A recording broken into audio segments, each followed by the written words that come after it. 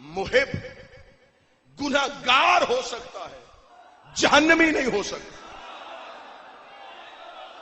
پورے یقین کے ساتھ جملہ دے رہا ہوں.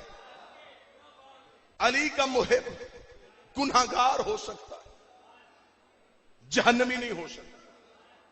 اور اسی یقین کے ساتھ اگلا جملہ دینے لگا، علی کا دشمن نیک ہو سکتا ہے، جنتی نہیں ہو سکتا.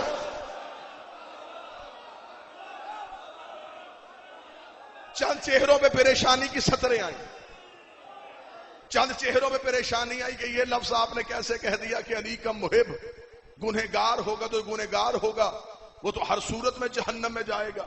میرے پاس معصوم کا حوالہ نہ ہوتا میں کبھی بھی ممبر پہ یہ بات نہ کرتا. ایک صحابی نے آ کے علی کے قدموں پہ کوفے میں بیٹھ کے پوچھا، اس نے کہا یا علی، اگر بروز قیامت ہمارے اعمال کم ہو گئے وہاں بھی آپ ہماری مدد کریں گے؟ یہاں تو جب بھی مشکل پڑتی ہے ہم آپ کو کہتے ہیں آپ ہماری مدد کر دیتے. یا علی یہاں گزارے ہو جاتے، مدد چاہیے ہمیں وہاں. مولا کیا وہاں بھی ہماری مدد کریں گے؟ امام مسکرائے اور جملہ سننا جتنے یہاں سے علی کو مانتے. امام نے فرمایا جہاں پہ اعمال تلنے ہیں نا میزان پہ، میں اس میزان پہ تمہارا انتظار کروں گا. اوئے ہوئے ہوئے. مولا نے فرمایا جہاں پہ اعمال تلنے ہیں میں اس میزان پہ تمہارا انتظار کروں گا. صحابی نے ہاتھ بوند کے پوچھا مولا صرف انتظار کی بات نہیں کی، میں نے یہ کہا ہے کہ وہاں پہ ہماری مدد ہو سکتی ہے. علی نے فرمایا جہاں پہ فرشتے ترازو لگا کے کھڑے ہوں گے، جہاں پہ ایک پلڑے پہ نیکیاں ایک پہ گناہ رکھے جا رہے ہوں گے، میں وہاں پہ کھڑا ہو کے اپنے محبوں کا انتظار کروں گا. اور جب میرے محب گناہگار وہاں پہ پہنچیں گے اور پریشان ہو کے علی کا چہرہ دیکھیں گے، علی کہتے میں مسکرا کے فرشتوں سے کہوں گا ایک پلڑے پہ اس کے گناہ رکھو، دوسرے میں میری ولا رکھو، ایک میں گناہ رکھو.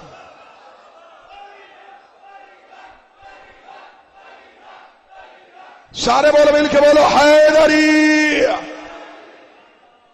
ایک پلڑے میں گناہ، دوسرے میں میری ولا رکھو. پھر میں دیکھوں گا کہ تمہارے گناہ زیادہ ہیں یا میری ولا زیادہ. یہیں پہ ایک اور دلیل دے دیتے.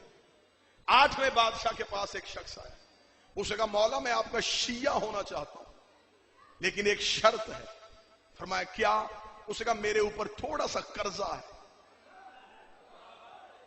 وہ قرضہ اتار دے میں آپ کا شیعہ ہو جاتا ہوں. امام نے کہا کتنا قرضہ ہے؟ اس نے کہا 40 دینار. امام نے کہا یہ پکڑ 40 دینار، تو شیعہ نہیں ہو سکتا.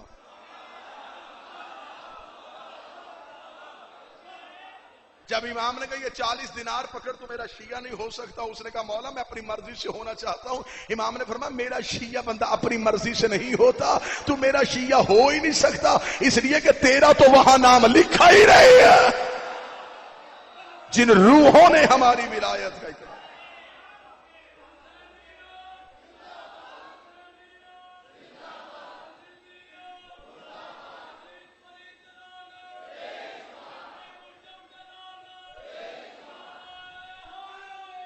یا تو جو ہے صاحب.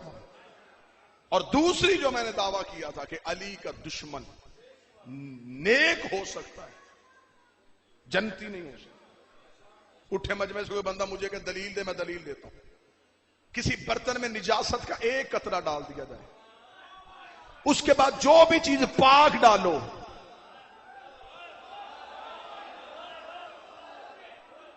جو ہاتھ نہیں اٹھا بغض علی ہے نجاست. یہ نیکیوں کو گناہوں میں تبدیل کر دیتا. پورے یقین کے ساتھ کہہ رہا ہوں علی ولی اللہ کا منکر پڑھتا نماز ہے، فرشتے جھوٹ لکھتے ہیں.